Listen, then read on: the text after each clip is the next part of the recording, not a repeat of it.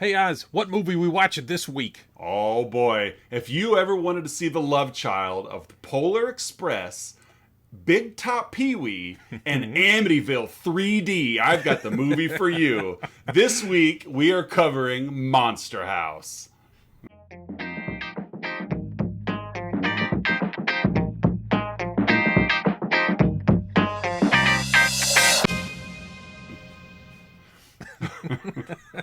Big Top Pee-wee. Well, yeah, there's you got circus. You're completely right. Yeah. 3D haunted houses and motion capture technology and No Benicio del Toro is the we don't have the dog boy. Don't have Dogface Boy or the Piccola Poopala brothers. That's right. But we've got Kathleen Turner, so Kathleen Turner Overdrive as the voice of the house. I would have loved it if Kathleen Turner did all the sound effects for the house, growling and stuff too.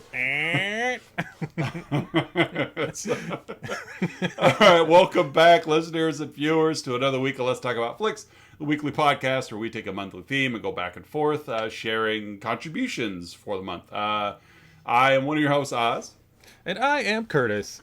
And we are in episode 33 of our show, and what is on the road to 30,000. 30,000. Creepy movies for kids is this month's theme, and we are week 3 in the month, and we are covering Monster House, the Robert Zemeckis, Steven Spielberg involved Gil Kenan motion capture. Kenan. Yeah, it's fun. It's a fun little movie. It's been out for quite a while. I forgot what year it was. 2000 what? 06. 2006. Yeah. 6. 16 years old at the time of this recording. It is 16 years old. So 66 times. Big Bear chased me. So. What a shout out to Don S. for his Patreon patronage. Thank you, Don, for all the support you have offered us at the show. And if you'd like to join in the Don S. name recognition party, hit up the link below, patreon.com. You can donate to the show, become one of our tiers, even be our first to gain access to our monthly mini episodes, which we've yet to record. So we would love you to be the first one we record for. So, Monster House, episode 33. Yeah. Is there anybody in this movie? There's a couple of people in this movie. We got some characters in Monster House, so it's Oz's week to describe the plot, which means I have the characters. Our 3 leads are 3 13-ish-year-olds, I'd say. Yeah. Close enough. Middle school. They're almost adults. Middle school kids, yeah, according to DJ. So we have DJ, voiced by Mitchell Musso. We have Chowder, voiced by Sam Lerner of the Goldbergs fame. Mm-hmm. And then we have Jenny, voiced by Spencer Locke. These are the three leads who investigate and eventually take on the house. That are all near 30 now. Yes, yeah. 16 years later. 16 years ago. Uh-huh. We have Horace Nebbercracker. Voiced by with his picket fence teeth. Voiced by the one and only Steve Buscemi. Hello, young adults. Yes. Nice. And we have Constance Nebbercracker, voiced by the one and only Kathleen Turner, a.k.a. The House. Yeah. Then we have in the movie. That's not Kathleen Turner's nickname. No, Kathleen the House Turner. She played power forward for the Supersonics back in the 80s. Right. We have some other supporting characters of some other noteworthy actors in this. We have the babysitter Z, voiced by Maggie Gyllenhaal. We have her boyfriend Bones, voiced by Jason Lee. Who just looks like a zombie in this movie. He does. Very zombie-esque. We have Skull, voiced by Skull and Bones. John Heater of Napoleon Dynamite fame. We have 2 local police officers, Officer Landers, voiced by Kevin James, and Kevin James, and Officer Lister, voiced by Nick Cannon. He's hilarious. Now, so he was a police officer. and then he became a mall cop. So something must have. And I'm going to blame the events of Monster House for that demotion. Same character. and law enforcement. Yep. Yeah. There's a through line there. Monster House led into Mall Cop, Paul Blart Mall Cop. Very much so. And then we have DJ's parents, voiced by Catherine O'Hara and Fred Willard. You can't forget the parents. Of course not. And again, the last, 6 or 7 characters I named are pretty inconsequential, but they're all name recognition actors. They're the much larger names than the 3 leads. Mm-hmm. So worth mentioning just because they're known people. Yeah.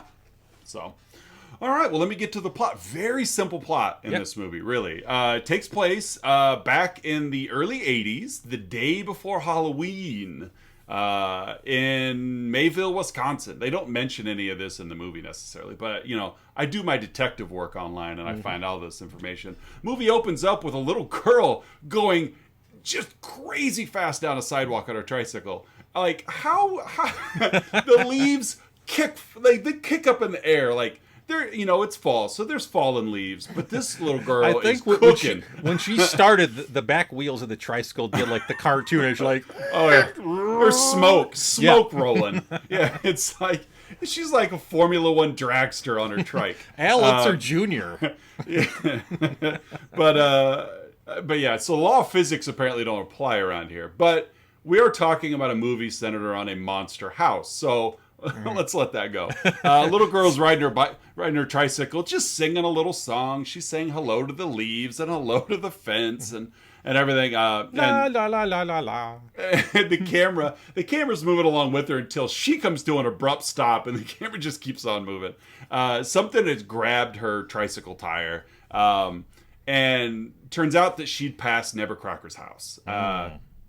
And he is known for scaring away children. Very just mean, crotchety old man. Oh yeah. The animated version of it's the animated version of Clint Eastwood in Gran Turismo.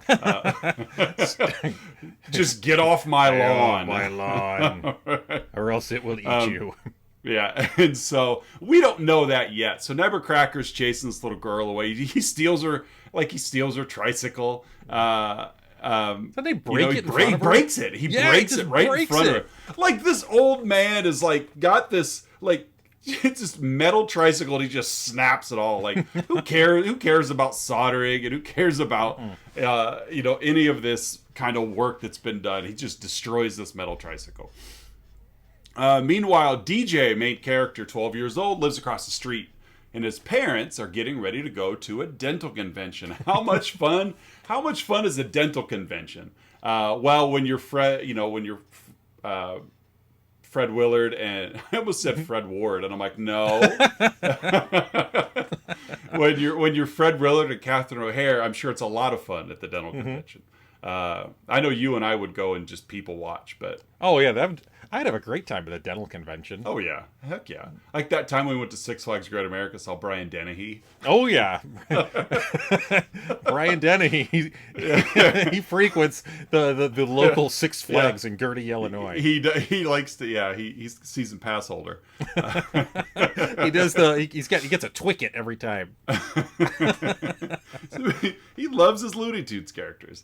And so his DJ's parents are leaving for the dental convention, and they leave, and Elizabeth, the babysitter, she'll be here in a couple hours.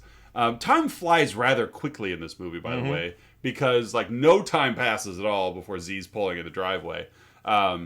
She's got her hair up and her ribbon, and she's calling him cute little pet names until DJ reveals that his parents are gone, to which she just goes. Yeah, she's talking loud enough to make sure that the parents that she thinks are in the home are hearing her. Yeah, we're going to have all kinds of fun, DJ. I prepared all sorts of activities. Right. Yeah, they're gone. Oh, okay. So then she takes off her shirt. You see her Skull and Crossbones t-shirt, puts on some heavy metal music and more like heavy metal punk music, and gives DJ the rules. Just be in by, something like be in the house by 10 and in bed by 11 and stay up as late as you want. I don't care. Just leave me alone. And so that's kind of he's going to be very unsupervised for the duration of the film. He mouths off to her for a moment. And then she breaks a plant and says, "Oops, why did you do that, DJ?" Power move, Z. How long did that plant sit there? Like, you never see anybody picking it up. So I'm assuming that they're just sitting there. Oh, also mentioned before the parents left, as they're backing out of the driveway, they run over Chowder. Chowder, yep, in his big monster mask. DJ's overweight blonde best friend and his monster mask that he can't see out of. And his red they just run him over. And did you have any friends growing up that your parents didn't like? Because it's very clear that DJ's parents don't care for Chowder. Oh yeah, they don't like him at all. I don't know if there was any that they didn't like. I think there were some that they liked less than others. Right, yeah, just tolerated more. Yeah. Yeah. What about you? Same. I growing up through grade school, I had like one best friend, but once we branched out, there were certainly friends of mine that my parents were less accepting of than others. Mm-hmm. But unfortunately, I just through whatever reason ended up being in a couple of households the friend that that wasn't accepted. Mainly because the quote unquote friend at the time would always pin his wrongdoings on me. I remember one incident, we had a sleepover and a lot of us fell asleep and a couple of them stayed awake. I was asleep. A couple of them stayed awake and were messing around with a candle and lit a curtain on fire. Ooh. It didn't like turn anything major. They got it put out, but these friends were more popular than I was. And so I got pinned and banned from the sleepovers. I'm not allowed to go to their house anymore, despite the fact that I had nothing to do with it. So shows the kind of friendships I ran with, but whatever. Water under the bridge. You got me now. I'd never blame you for me lighting the curtains on fire. No. And in all the events of our friendship, I probably deserve to be banned from your household, but we get along just fine. But yeah, Chowder is definitely the kind of friend that DJ's parents don't, and for really no reason, because he's just a meatball. He's just kind of a dunderhead sort of. Yeah, he is. But he comes over with his new basketball. It's got his name written on it. Z's in the house. She's calling over her new boyfriend, Bones. DJ and Chowder are playing basketball out in the yard. We know that because DJ's like, something like 2 minutes left. I'm playing basketball. And the physics of this neighborhood come into effect again, because as he shoots it, he misses, it bounces off the rim, hits him in the head, and somehow ends up like across the street. Not only across the street, but like 2/3 of the way through the yard. Yeah. At Nebbercracker's house. I had a story. The shot that Chowder took, where it bounces right back at his face. Well, I was like 12 years old or so, and we were about 15 minutes away from leaving on a vacation up to Michigan. And I'm in the driveway shooting baskets, and the same thing that happened to Chowder happened to me. I shot it, and it hit the rim, and it bounced directly back at my face. And as a reaction, I threw my head back and gave myself severe whiplash. That is arguably the most pain I've been in my entire life, to the point that we had to go to the emergency room. Wow. 15 minutes before vacation. Yes, 15 minutes. Like the car's packed, like parents are finishing things up. Oh man, delayed vacation by a day. Oh. My father is not one who gets upset easily. That was one of the few times in my childhood where I could tell he was mad. Yeah, and it's like you didn't even justifiably so. What did you do wrong though? I gave myself whiplash. You played basketball. You were keeping yourself busy while everybody was getting ready to leave, and you got injured. Now, I as parents, I can understand. Sure, it would be annoying. Not angry, mad at the situation. Yeah, not angry at the kid, but more frustrated with how it all just laid out. Yeah. I've been there numerous times where you scratch your head like, how did this happen? I'm not mad. And then, of course, the kids are like, well, why are you so mad? I'm not mad at you. I'm just mad that this happened. Yeah. So I had to wear a neck brace the entire vacation. Yeah, cone of shame. Basically, I'm walking around Holland, Michigan in a neck brace. Hey ladies. I'm from Illinois. I'm 12. Oh man, that is funny. That is funny. Yep.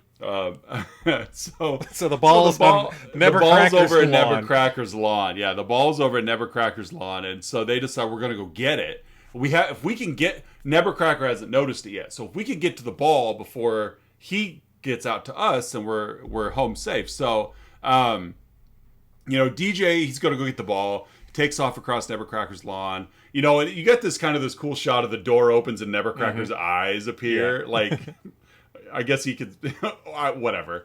They kind of glow. Yeah. But as he steps out, so it's like a foot race to the ball.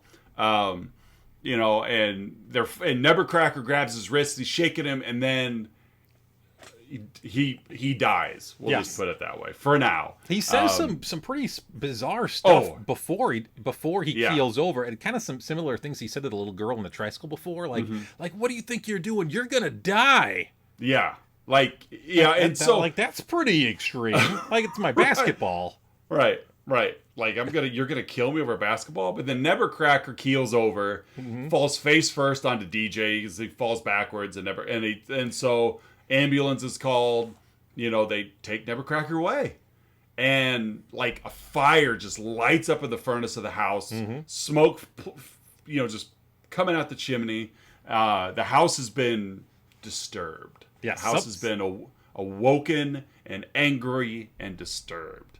And so that night, DJ's in bed. He's feeling awful. I killed Nebbercracker. Like, he's a good kid. He just feels terrible. Yeah, it's traumatic. He thinks he killed a guy, and then the guy falls over, supposedly dead, on top of him. Right. It's like in Goonies when the corpse in the freezer falls over onto Chunk because he's going back for more ice cream. So DJ gets a phone call that night, and there's nothing on the other end. So he does what any kid would do, and star 69's the phone, and phone rings across the street. By the way, kids, for those listening or watching this, star 69 back in the day, because we didn't have a thing called caller ID. No. So when you hit star 69, it would call the number that just called you. Yeah. And Fun fact. You got them. So if you ever got prank called, you would often have to be prepared because you might get star 69 right back. And then you just keep up with the prank call. Like, it's not that hard. Just maintain, like how you and I used to do prank calls when we had a radio show at college. And we'd order pizzas for random front desks. And that's right.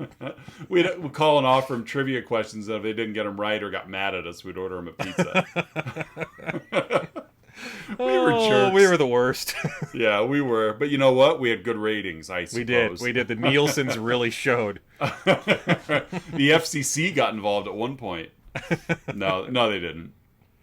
Probably when I used to take Disco Duck record and try to be this amateur mix master. That's right. Scratching the Disco Duck record. Quack quack. Yeah,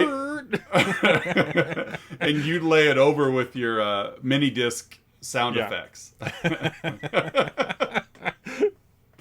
Oh, all the technology we're spouting out right now. Like anybody younger than 30 is going to be like, "What are you talking about?" Mini disc. So exactly.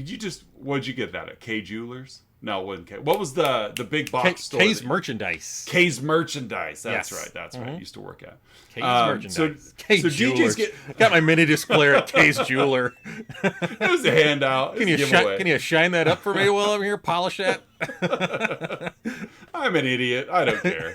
DJ's getting phone calls from across the street. He's now getting a little paranoid. Yeah. Bones is over with Z that night, and he's telling Z what's going on. And Bones kind of believes the story about Nebbercracker is... Because DJ thinks Nebbercracker's spirit is now calling from beyond the grave. Like, it's the ghost of Nebbercracker. I killed this guy. Now he's coming back for me. And Bones originally was teasing him, but he kind of jumps on board because it's like, when I was younger, I flew a kite. And it landed over at Nebbercracker's. It was the best kite. Right. And my kite was stolen. And so, he thinks that Nebbercracker killed his wife and ate her, like Bones does.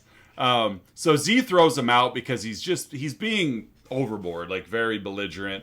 And like again, she's she's kind of teetering of, she's this cool teenager, but she's still babysitting, so she is kind of still looking out for DJ, even though she's giving him a long leash. So she throws Bones out. As he's getting ready to leave, the front door of Nebbercracker's house opens, and his kite is there floating. Right there. You know, and so he like toucan Sam's it across the you know, he smells the Fruit Loop, so he heads over across.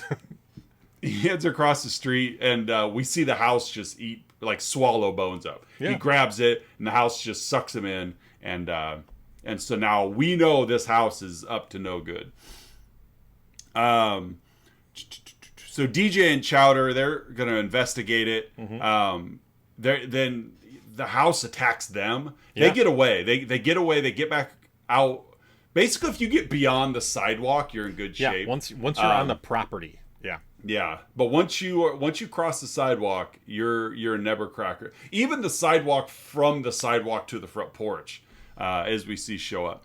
And so, you know, the house attacks them. That's the end of that day. So now it's Halloween. It's the next day.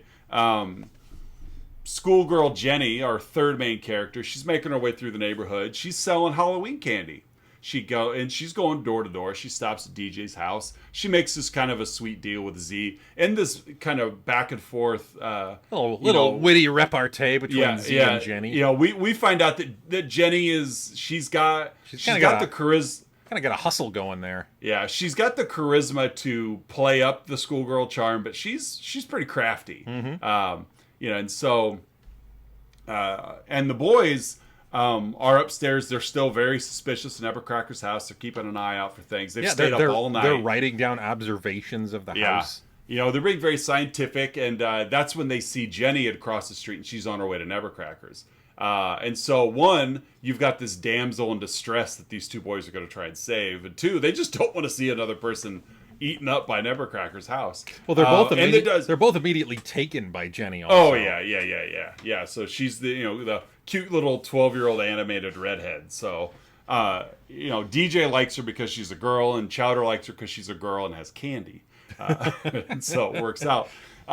So she's on her way across. They're yelling, "Stop, stop, stop." Nebbercracker's house attacks her. Like, you got this kind of cool, like, stilted sidewalk thing. The cement slabs in the sidewalk each come up in their own sections and try to, like, kind of funnel her into the house. Yeah, and they save her. They catch her. They get her away. And now she, of course, has experienced firsthand what this house is doing. So you got these three kids that, we're not going to put up, we're going to take this. So Jenny calls the police. Landers and Lister show up. Of course, they don't believe the kids because they're just dumb little kids. Well, and they're pretty incompetent too. Right. And they're very incompetent. And the house is inactive when the police are there. So it's almost like it only is doing its thing when there's kids around. So they have an idea.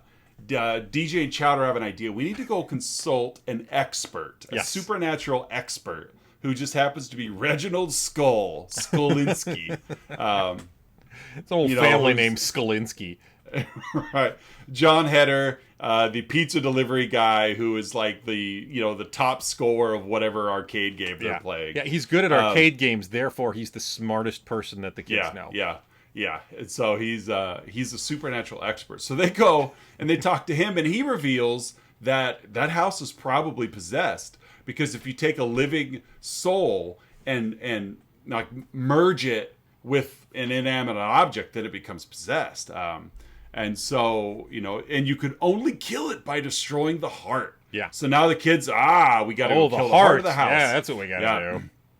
And so they're still hung up on, it's Nebbercracker's spirit is the one that's responsible. So the heart must be the furnace, because once he died, there's been nonstop smoke coming out of the chimney. So we need to go So they come up with, the perfect idea for what 12-year-olds would do.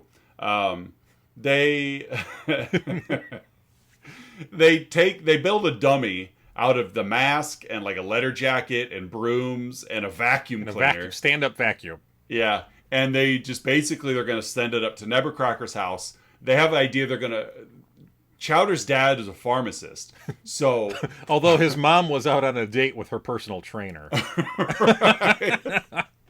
Which just shows how idiotic Chowder is. Yeah. So Chowder, go to your dad's store, steal a bunch of like cough syrup, cough medicine, yeah.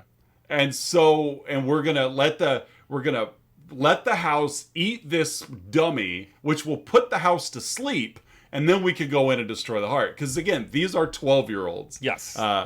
Which honestly, like I mean, I work with younger kids than you do in education, and my daughter's 11. I really don't think my 11-year-old daughter would come up with a plan this stupid. If I dump some cough syrup on a house, it'll fall asleep. I could put that house to sleep. Yeah. Just you wait. But it was probably Robitussin brand. But I would say these three are probably guilty of groupthink, where the more you've got, the less less ideal the thinking is. So they try it. They've got it's headed down the sidewalk or whatever, extension cords. Yes. Right before it gets there, like the house has opened its door, rolled out a rug, like it's like a red bring tongue, it on. yeah. I'm gonna eat. The police roll back up and they roll over the extension cord, which then kills the vacuum. And the police are gonna arrest the kids. Yeah. You're to arrest now? Yeah. They throw over the back of the cop car. Right. And so, they weren't going to do anything. Landers, Kevin James's character, Paul Blart, he heads up and he checks it out and he finds the stolen medicine, tastes it, realizes it's disgusting, then takes a big swig of it anyway. And so, you guys are under arrest. Like you said, throws him in the back of the cop car. We're going to take him down to the station. And then the house, like, it's really cool scene where, like, the trees that line the property become the arms of the house. Well, Lister thinks he hears something. And so he goes up to the house with his gun drawn, by the way. He's pulled a gun on the house. And this is not Tim Tiny Lister. This is Nick Cannon. Yeah. Well, the kid said that he thinks there's a creature in the house. So he pulls his gun out. And he approaches the house and then is attacked by the tree arms of the property. Right. So the tree arms, the house, like long story short, both police officers are now eaten. The car is destroyed. The kids are free. Like they get out. And the house does eat the vacuum monster dummy mannequin so it puts the house to sleep. After the house falls asleep, the three kids begin exploring it. So they're now in the house. They're in the house. They were in the car, and the house grabbed the car, and it was kind of chomping it up. Yeah, they were able to get out. Yeah, they got out of the car, but in the house. Yes. So they're exploring. They're in the basement. They find a shrine containing the cement-encased skeleton of Nebbercracker's late wife, Constance the Giantess. We get kind of this little montage. Well, we get it a little bit later on, but we get a little bit here through like a flashback. Yeah, of Constance was the giant woman in a circus sideshow act, and that's where she came from, because again, like cement encased and it's massive. One of the kids falls on it, busts it open. You see her enormous skeleton in there. It wakes the house up. So the house is now attacking him again from within. Mm-hmm. The floor opens up. It's all this jagged teeth, whatever, springs or... it's got complete sentient control of itself. Yes. And so it's attacking them. And then there's like this like chandelier-esque thing right above the steps. Or the staircase that they figured out that it's the uvula. Yes, Jenny figures out it's the uvula because she's the brains of the group. Yeah, it's the uvula, and that's what gives anything a gag reflex. Chowder think. Yeah, go ahead. Chowder then, of course, misunderstands her and believes that so it's a girl house. And we'll just, because this is a kid-friendly show, ask your parents, kids. Yeah. So Nebbercracker, they get out of the house. They force the house to vomit them out. Yeah. And it does at the same time that Nebbercracker returns home. The ambulance pulls back up and drops him off. He's alive and well. And he realizes the jig is up. Yeah. You know, that the kids are aware of what the house actually is. So he tells them the story of what happened, how he worked maintenance or whatever. He was just kind of a builder in the circus, fell in love with Constance, and he built this house for her. Is in the process of building the house for her, when some just lowly neighboring kids were throwing eggs at her. She was losing her cool. She grabs an axe. She's going to go out and kill these kids. Yeah, he's going to run after these 10-year-olds with an axe. Right. And, and Nebbercracker's like, Constance, it's okay. Well, they throw an egg at her. She loses her footing. Again, the basement is dug, but nothing like there's just about to pour the foundation. Yeah, I don't know what kind of building plans he's going off of, because he's already has like the second floor built without the foundation poured. But the foundation's not poured yet. And it's like you're married to a giant woman, and the first thing you're going to do is build a second story for her to live in without a foundation to support it. Good idea. Yeah. So she falls backwards into the pit. As she reaches, she grabs the cement mixer handle, hoping for support. It doesn't help. So she falls to her death and then is just covered with cement. So she becomes the foundation of the home, to which apparently Nebbercracker just finishes building the house. Yeah. He just well, I guess that happened. Well, I've already paid for the lumber. Where'd I put that nail gun? And so, there we go. Yeah. So Nebbercracker's back. And DJ convinces, he starts talking to the house. Like, starts he's calling her Constance. Yeah. He's he's not crazy, because we've seen this house come to life. Yeah. And the kids have experienced it. Yeah. And so, he's trying to talk her down, and she's, growling or whatever. And DJ tells her, like, you got to let her go. It's time, turns out he's also like a demolitions expert, apparently. So he's got a room full of dynamite in the house. Right. And so he's going to, that's his plan, is I'm going to blow this up, take Constance down, and, we'll be okay. Constance, the house, catches wind of it and just enrages the house. Breaks free of its foundations, uses its tree arms. It goes full on monster house here, and starts chasing after him. So we got the three kids and Nebbercracker are like, they're just escaping. The house is hot on their tail, running down the road. And they get to, there was like an old quarry of some sort. No, or was it a lake? I don't know. There's like a construction site there. Yeah, a big construction site where, like, it was an old quarry. They're gonna turn into homes, like apartments and stuff like that. Yeah, and so, but it's kind of in the condition of Nebbercracker's house when Constance fell in. It's just right now, it's just a giant open pit. There are some machinery, there's like a backhoe, there's a crane. Right. And so there's some machinery in there. And so the kids, they head in. The house follows. They have a big fight with the house. Chowder uses their excavator, to kind of slow the house down. Nebbercracker gives DJ the dynamite. They get the house to the site.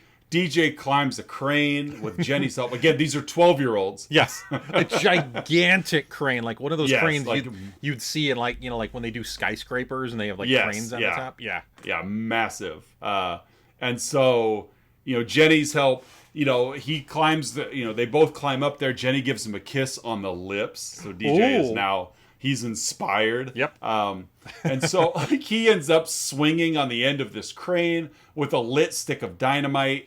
It's a little nonsensical here. A little bit. But with the goal of, if we drop it down the chimney, it'll land in the furnace and explode. Yes. To which my question, why did you have to light the dynamite then if you're going to drop it into a lit furnace? But whatever. if that's the only question I have, then that's there we go. So Suspend your disbelief, Mr. Osborne. So yes, they do. He drops the stick of dynamite down the chimney. It destroys the house, which releases Constance's ghost. And we see Nebbercracker before she fades away. Nebbercracker and Constance are dancing. He's dancing with her spirit. It's kind of a touching, sweet little scene. Yeah.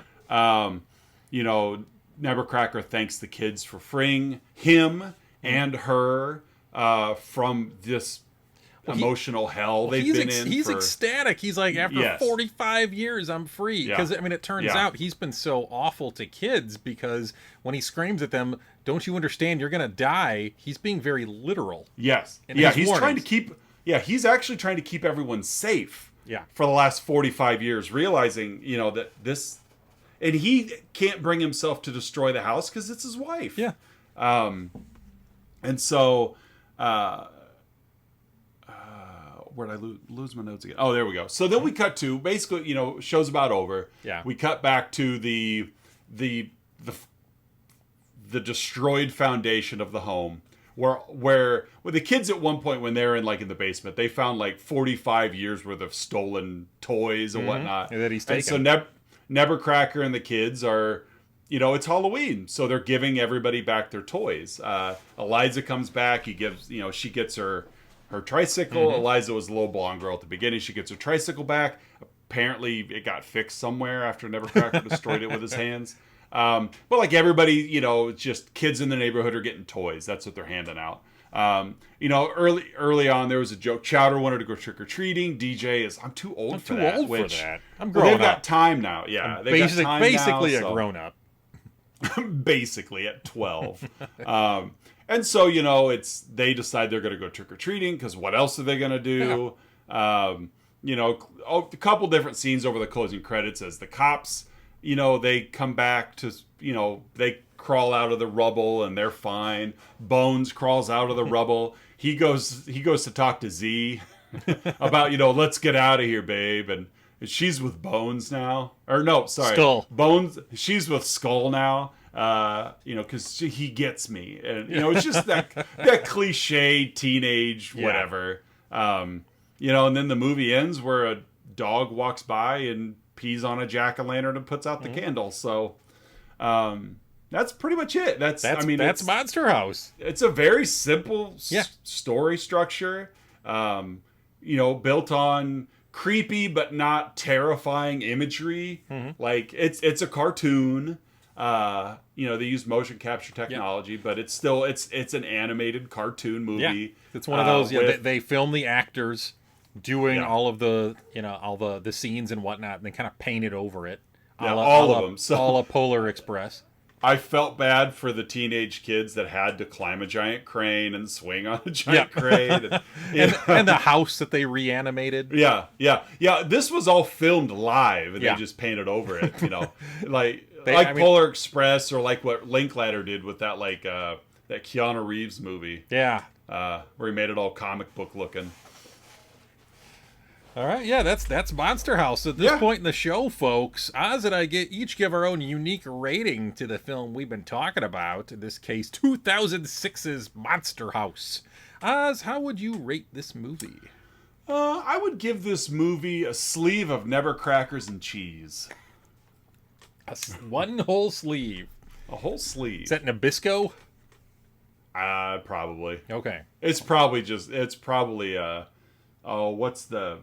whatever the little company is that makes the 6-packs of peanut butter and cheese. Oh, yeah. Cheese and cheese. Yeah.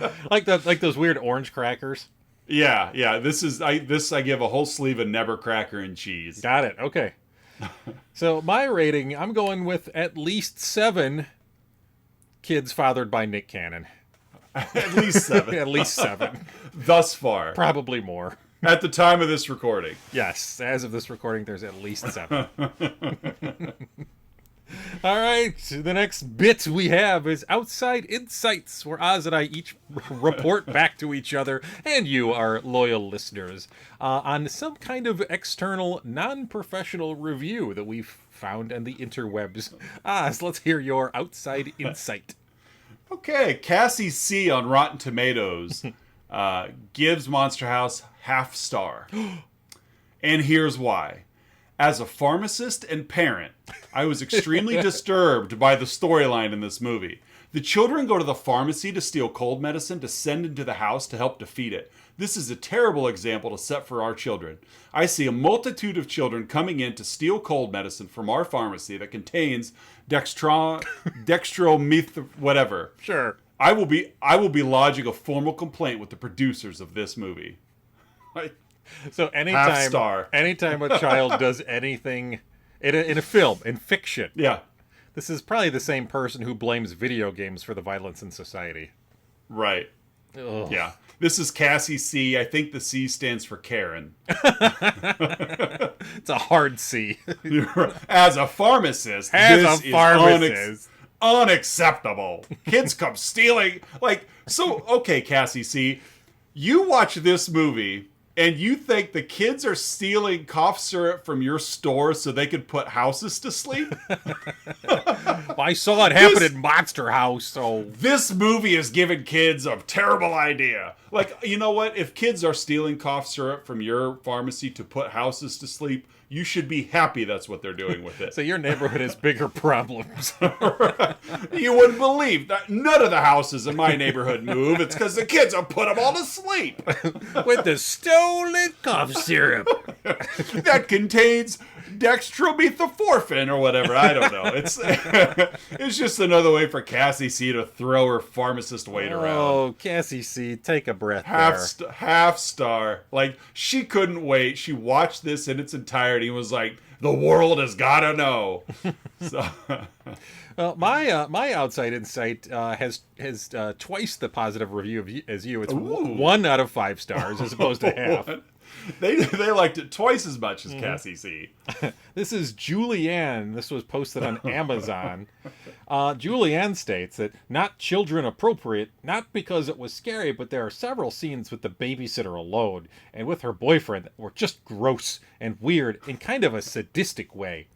Turned it off after 30 minutes or so, left a bad taste in all our mouths. Too bad, seemed like it would be fun. That babysitter, And by all of our mouths, it was her and all her cats. Yeah, I was like who's all of them? Right. You're speaking for more than one person here. That babysitter was alone with her boyfriend, I said to my children. My parakeets and I were throwing up in our mouths. Right. And I just couldn't stand it. It looked like it was going to be fun. Too bad. Wow. It was sadistic. One of those where I don't know if sadistic is the right word to use there. It's like probably not. It's like when someone describes themselves as anal. Probably not the right word to use there. Yeah. This movie's not sadistic. You're just going for shock I doubt value. anyone is deriving sexual pleasure from this movie. Oh, animated bones. Is that Jason Lee? Right. Jason Lee in animated zombie form? He's not really a zombie, but his skin is very gray. The way they did the animation looks very zombie-esque. Yeah, he's very disturbing looking, but not by any, still human looking, yes. But just ew. What did Z see in him? And then Z saddles up with with Skull instead. Yeah, so. With the perpetual mouth breather Skull. Yeah, the pickings for teenage boys in this movie are very slim. Well, I mean, you just got Skull and Bones to go with. Skull and Bones. Or Chowder. The only two non-main character teenage boys we see are nicknamed Skull and Bones. Mm-hmm. Yeah, I think your town's got bigger problems than the pharmacy. I guess so. All right, folks, we close the show with our signature segment, 3, 2, 1, where Oz and I each share 3 goods, 2 bads, and 1 about the film. In this case, Gil Keenan's 2006 Monster House. Oz, what are your 3 goods?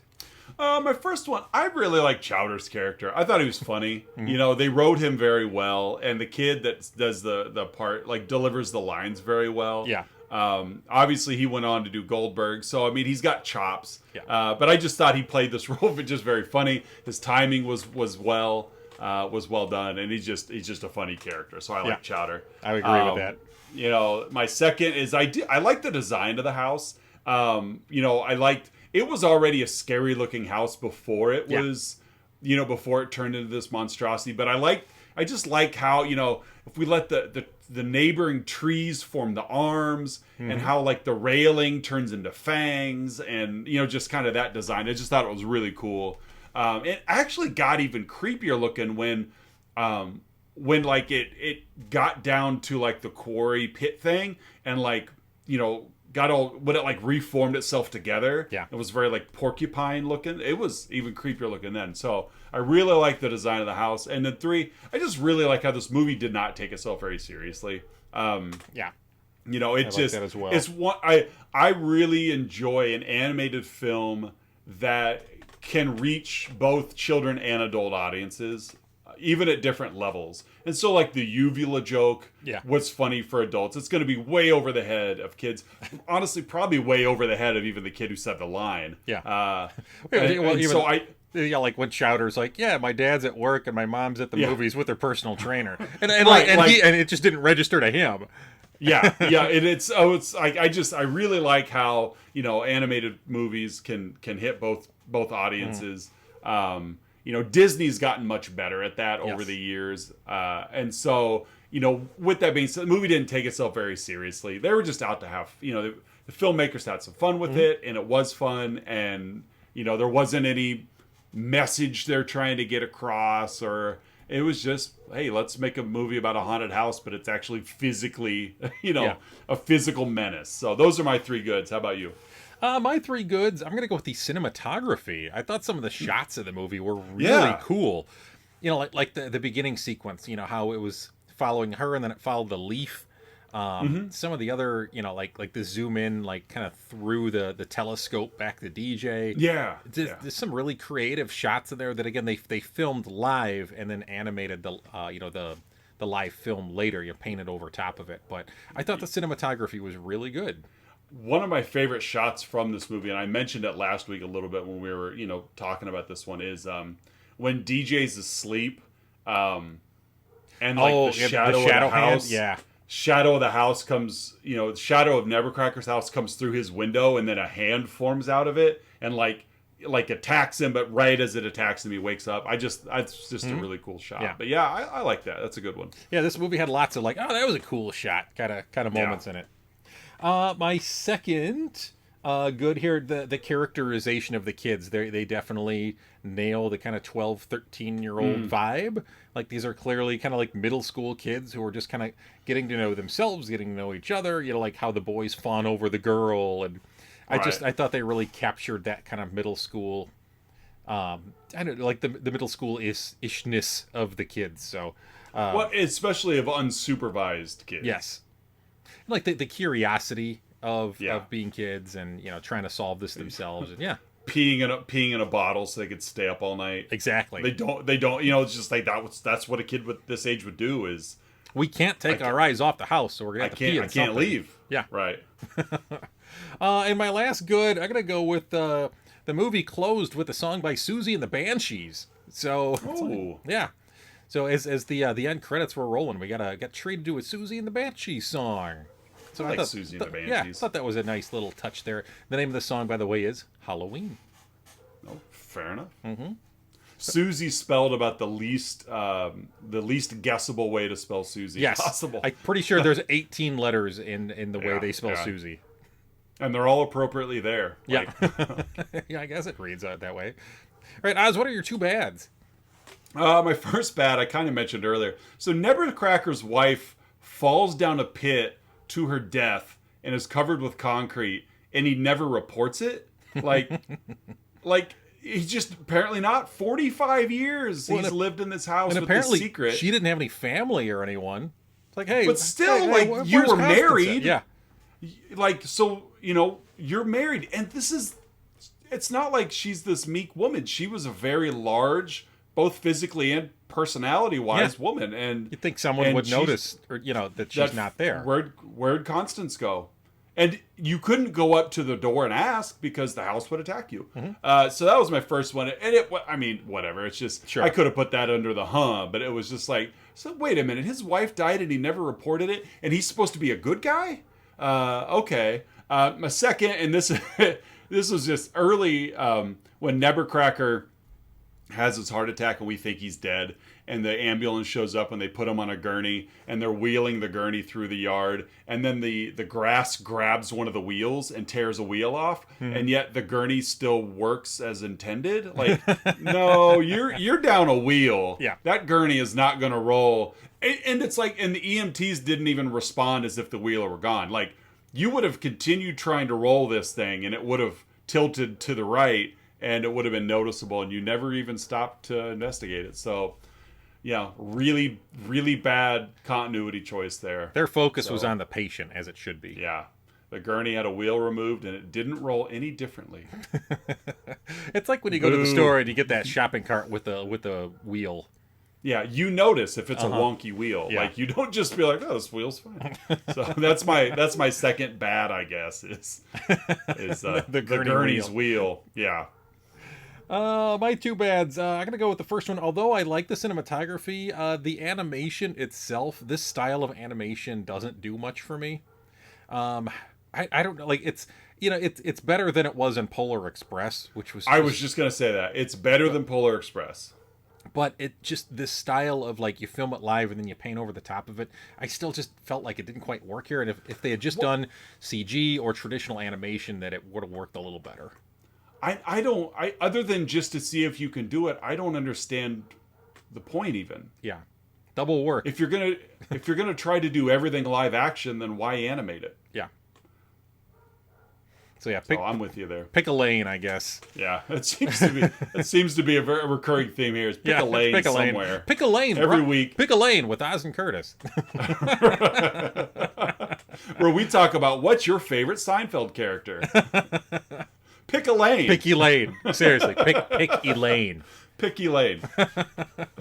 My second bad, I'm gonna go with the cops. Just every time they were on camera, I felt it just slowed the movie down. Mm-hmm. Like the two bumbling cops making dumb jokes. That's pretty common for Kevin James. Yeah, every time I see Kevin James, yeah. And it's like Nick Cannon is supposed to be like the young charismatic newbie on the force, and he just. I don't know. It just didn't work. I thought it felt like it ground everything to a halt. The characters were, not that they were a huge part of the movie, but incredibly one-dimensional, incredibly stereotypical. And the fact that like was it Lister, Nick Cannon's character, like he pulls his gun out right there with kids present. Like, not only were the characters bad, but like this isn't helping your. I don't know. I didn't feel like it was a good depiction of police officers, and just. Right. Just didn't work for me at all in any way. That you could have done. So Cassie C apparently was fine with the police work of the movie, but not how they depicted. Not the pharmacy. Nope. Yeah. So yeah, those are my two bads. Oz, what's your one? Huh? My one, huh? Okay. The finale happens on Halloween night. Mm-hmm. Halloween night. Where is everybody in the neighborhood when this monster is chasing the kids in Nebbercracker around town? Well, it's Halloween night. The gigantic explosion that happens. Yes, it's Halloween night. Like, I understand that there's only 2 cops in town because they kept making the joke that the other only like Connie or whatever. Judy back in the office. Yeah, yeah. It's like, but it's Halloween night. Nobody's out trick or treating. A house has literally uprooted itself and is marching through the neighborhood, and nobody has checked out anything. Like, even in the overhead shots, nobody's lights are on. Like, are all these houses abandoned? Is this, like, I know it says that it takes place in Wisconsin, but is it really like Detroit, where you have entire neighborhoods with nobody living in them? It's just, like, that's my house. Like, where's everybody at? Yeah. Like, there's no extra characters in this movie. And it's just like, this is a pretty major thing going on in the neighborhood. You would think one person, but then everybody shows up when the house is gone. Well, yeah, the house is gone, stuff. And they're like, they're there in line, and they're like, what happened to the house? No, I just want a toy. Yeah, like nobody questions, like, Where'd the house go? 45 years. Yeah, 45 years Nebbercracker's been chasing people off this lawn, and nobody wonders where the house went? Like, so, yeah, that's my Hans. It's like, what? Where's everybody at? I understand that one completely. Or don't. I guess How about you you? Put it that way. Yeah, right. My What's one your is this movie is set in I believe, 1983. Yeah. How or why does Skull have a pager? Pagers didn't really become a big commercial item until like the late 80s, early 90s. This is set in 1983. Like in Wisconsin. In rural, like small town Wisconsin. Yeah. And this guy at the local arcade has a pager. Like at this point, the only people that have pagers are like surgeons. Yeah. And he's there like making pizzas and playing video games. And he's got a pager. Drug dealers don't even have pagers at this point. No. Yeah, they go to a payphone. So yeah, how does Skull get a pager? Right. And why does he need one? This movie falls apart. Yeah. When you really think about the logic involved here, the science. Falls apart. Mm-hmm. Starting with how high those leaves kick up when Eliza's riding a tricycle, all the way down to the stability of a gurney missing a wheel. Don't even get me started. Super. Don't even get me started. Super soakers hadn't been invented until the early 90s. Right. Cough syrup gonna put a house to sleep. Mm-hmm. Come on. I'd like to know where they got the Letterman's jacket, because apparently it belongs to some teenage boy. Yeah. Be better, movies. Be better. Yeah. Gil Keenan. I changed my rate. No, I don't. Gonna go with I'm with you, Cassie C. I'm starting to see what you mean. As a pharmacist. Yeah. and a parent. And a parent. Oh, my kids can't help but go to the pharmacy and steal cough syrup now. Now they've been inspired by this movie. By this documentary, Monster House. We can't keep it in stock. All right, folks, that's Monster House. So, Oz, what do we got in store next week? Next week, we've got your contribution to the month. We are covering Roald Dahl's The Witches. The Witches. With Angelica Houston. Mm-hmm. Not the Anne Hathaway version from a year or two ago. No, we're going with Angelica Houston. We're going with the OG. Yes, the O Angelica. Yeah. It's honestly of the 5 movies we've brought to your attention this month. Of course, we got 2 left. I feel like we're getting creepier and creepier as the month kicks along. Yes, I would agree. Like with that. Coraline has creep factor. Mm-hmm. You know, last week, definitely, Dark Crystal. Mm-hmm. It could get you. Monster House has got some imagery. Yeah. But these next 2 weeks, The Witches, and then the final movie of the month, they really bring up the creep factor to where you easily could argue that the next 2 films we're covering are horror films that you could put in front of a child, based on imagery or however you want to perceive it. But yeah, we're what's the chef's name? We're gonna kick it up a notch. What's his name? The Italian guy that's always doing infomercials these days. Emerald. Yes, Emerald. there you go. Yeah, we're going to kick it up a notch. So, bam! These next 2... we're not taking it to Flavortown. That's the wrong chef. I can't remember any other, like catchphrases, like chef catchphrases, other than... That's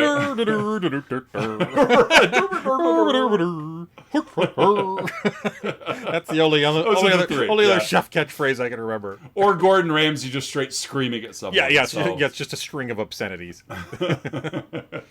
But yeah, these next 2 are definitely up in the creep factor, starting next week with The Witches. Mm-hmm. So it'll be a lot of fun. It's been a while since I've seen it. While for me too, at least a couple of years, probably more than that. And so, but yeah, it's a fun watch. I think is it all British cast? Pretty close. God, I don't even remember. I think at least Angelica Houston may not be, but still, there's a lot of British cast in here. A lot of close-ups with Mr. Bean's in there. Oh, yeah, I forgot Rowan Atkinson's in it. Mm-hmm. A lot of close-ups with wide-angle lens, which distorts everything on your face and is an awful way to shoot a person. But if you're trying to make them look awful, then that's the way to do it. That's the point, yeah. And so, but yeah, it's a fun movie, though. It's a fun movie. And so I'm very excited to see what your movie marriage for that one is going to look like. I have not even begun to think about it. I got to watch it again before I start putting my marriage together. Yeah, I'm the same way. One movie at a time. Yeah. So, but yeah, so that is it for Monster House. Mm-hmm. Again, you know where to find us on social media, Facebook, Instagram, Twitter. Again, patreon.com, like I mentioned below, if you'd like to help us out and support the show. You can also find us on your favorite podcast app, YouTube as well. You got a website if you want to catch back episodes. This is episode 33. 33! We're closing in like 19 more and we're done with our first season, first year. And then we get to jump into next year. Mm-hmm. Obviously not 19 weeks left in the year, but 19 weeks left in our fiscal year. That's when the books roll over. Right, yeah. That's when we got to turn stuff into our accountants. Got to cut payroll. All right, and but so yeah, we just keep these rolling. I haven't added any new topics in a while, but I think we've got plenty of topics. We got enough for probably another couple of years. Yeah, I think we're probably all right for quite a while. But yeah, so for Let's Talk About Flicks, I'm Oz. I'm Curtis. And we hope to see you here again next week. You guys have a good time and enjoy yourselves.